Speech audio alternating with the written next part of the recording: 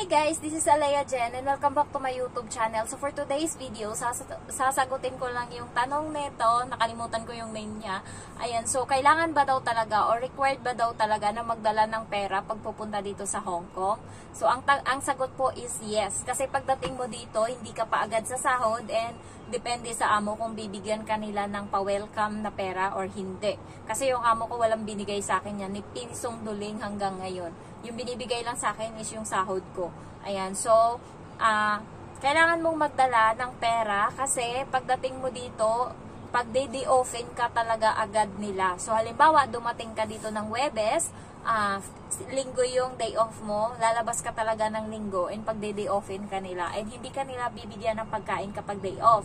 Wala kang pagkain sa bahay and hindi ka pwedeng magluto dyan. Ayan, so kaya, bibili ka talaga ng pagkain sa labas and kailangan mo talagang gumastos. So, yung 5,000 na pera natin, 5,000 pesos, is enough na yon para sa isang buwan na hindi ka pa sumasahod. So, kailangan meron kang 5,000 or 4,000 na pera natin para pang pocket money papunta dito sa Hong Kong. Ayan. Kasi, yung load natin guys, hindi pa yan magwa 1 month, is may expire na siya. So, ako, nung pagdating ko, hindi ako bumili ng load and 3 days siguro bago ako sa sahod is na-expire yung load ko and para akong multo, naiiyak ako, wala akong ginagawa kasi wala akong load and hindi ako pinakonect ng amo ko ng wifi kaya hirap na hirap talaga ako nun. So, nagtanong siya sa akin kasi nag-chat siya. Bakit daw ako hindi nagre-reply? Sabi ko, wala akong load. Sabi ko, na-expire na. Sabi niya, ba't di ka bumili? Sabi ko, wala akong pera. So, sabi nila, bukas sahod ka na. Sabi niya ganun. And sabi ko, pwede po ba akong makakonect kahit isang linggo lang? Hindi pumayag. Ayan, so napakadamot. So, yung karma niya ngayon is hindi na gumagana yung wifi niya. Hindi ko alam kung bakit. Pero yung amo ko, isang buwan na mahigit na hindi humaharap dun sa computer, natutulog siya kaagad kasi wala kang wifi. E di, ang aga namin matulog ngayon kasi wala siyang ginagawa. Ayan, so nakarma, wala silang wifi. Buti nga. Ay, joke lang. Ayan, so, kailangan mo talaga guys na magdala ng pera kasi pagdating mo dito, bibili ka ng octopus, paggagala ka. Ayan, so hindi naman pwede na, lalo pagka-share room ka sa baby. Kasi pag mag-day off ka and nandyan ka lang, utos-utusan ka nila. Ayan, pagtrabahuin ka pa din kahit na day off mo na. Kaya lalabas ka talaga. Kaya yung ibang mga helper, naglalatag sila ng karton sa may daan, sa gilid ng daan. Ayan, and doon sila namamahinga. Yung iba naman sa park, nagdadala sila ng plastic na pwede nilang maupuan and doon sila nagtatambay.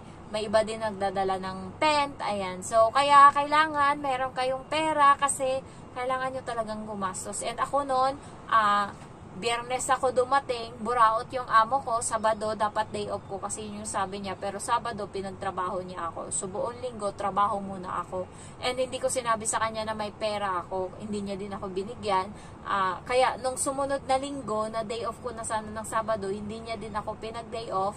Kasi sabi niya, wala ka pang pera. So, magtrabaho ka muna para daw magkapera ako. So, nagtrabaho ako ng pangalawang linggo ng day off ko and binayaran ako ng 155 pesos.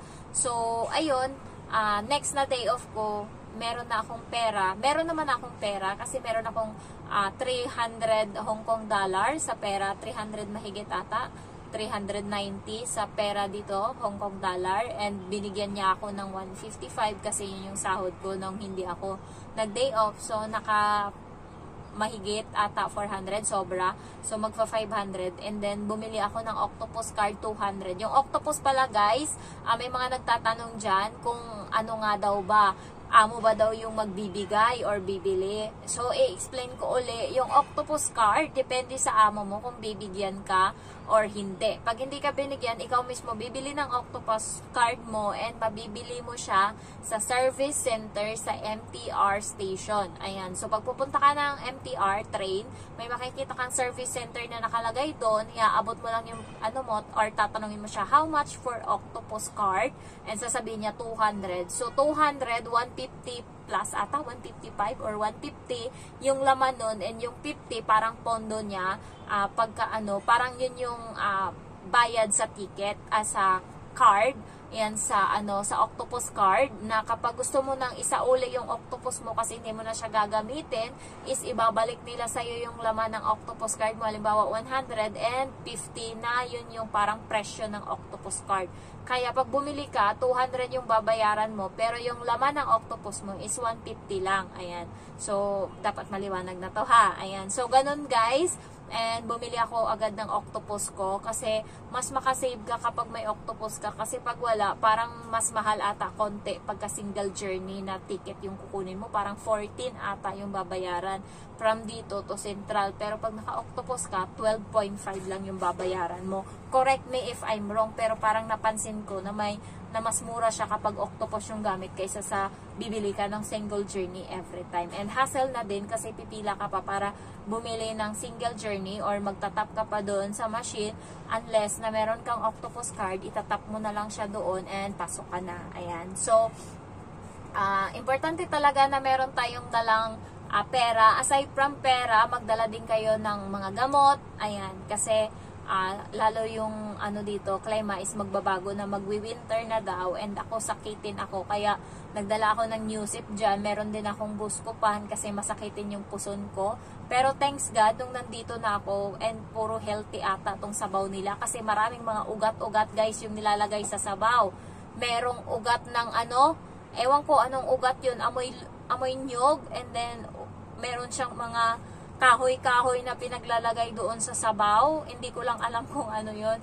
And meron siyang dates, meron siyang scallops, meron siyang baboy, corn, and then carrots. Ayan. So, may iba-iba sila nang nilalagay sa sabaw. And ayun yung parati kong hinihigop kada gabi. Nilalagyan ko lang yan ng asin, and then baboy, and then mais, ayan, carrots, ayan. So, parang naging healthy na yung ko. Dati, guys, masakit yung puson ko kapag nagre-regla ako, pero ngayon hindi na. And then natutuwa ako kasi yung dugo ko ngayon is dati maitim siya, para siyang nabugbog, hindi ko lang alam, parang may sakit ako dati siguro. Masakit talaga yung puson ko, pero ngayon kada regla ko hindi na sumasakit yung puson ko, hindi ko na nagagamit yung Buscopan dyan simula nung dumating ako dito.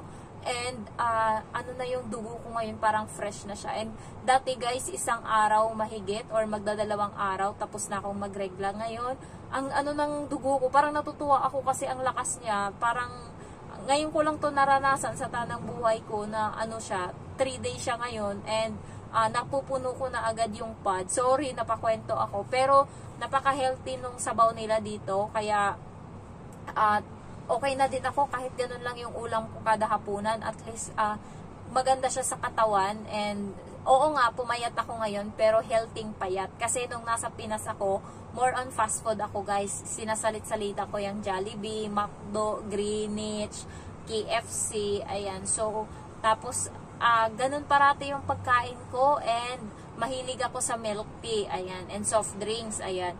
Pero nung nandito na ako, mahilig ako sa cheese curl. Ang dami kong cheese curl sa store namin. Meron akong cabinet doon na nilalagyan ko ng mga curls ko. Kasi libre lang naman ako lumabas-labas ng kiosk kapag gusto kong bumili or malapit lang yung supermarket. Mahilig ako sa cake nung nasa Pinas ako.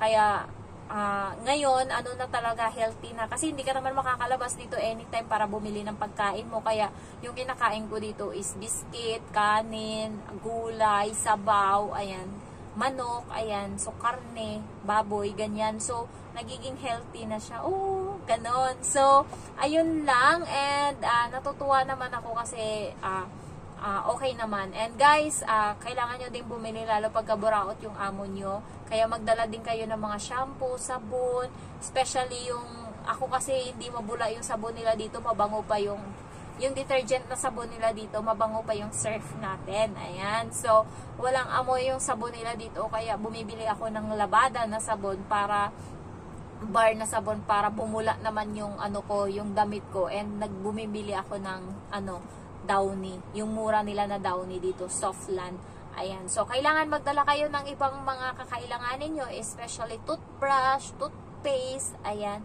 sabon, and then, ano pa ba? shampoo. Ayan. So, yung damit guys, na dadalhin nyo na kasi magwi-winter na. Yung medyo jacket na yung dadalhin nyo kasi matatapos na yung summer ng October 1. So, dadalhin nyo na is mga jacket, ganyan, makakapal. Ayan, kasi medyo malamig na dito. Ayan. So, yung hangin nga ngayon is medyo malamig na. So, ayun lang guys. And thank you so much for watching. Maraming salamat sa inyo. And sasahod na ako sa October 22 ng ano ko sa YouTube. So, dahil yan sa inyo. And thank you so much ha. Sorry sa mga hindi na-replyan. Napaka-busy talaga. May time ako guys sa gabi. Dapat 30 minutes. Tapos na ako. So, magpapahid pa ako niyan sa mukha ng RDL and sa cellphone pa. Kasi every night guys, meron akong pinapanood na sermon ng pare sa YouTube. Si pare na si Joel, nakalimutan ko, Father Joel, ayan, so, nandun yung mga aral, gusto ko kasi every night, meron akong konting time lang para makinig ng sermon ng Diyos, ayan, so, nakikinig ako doon, so, pag-akyat ko dito sa kwarto, 10:30 na, and makikinig pa ako ng, misa niya, kasi parati siya, every day siya merong upload sa YouTube about,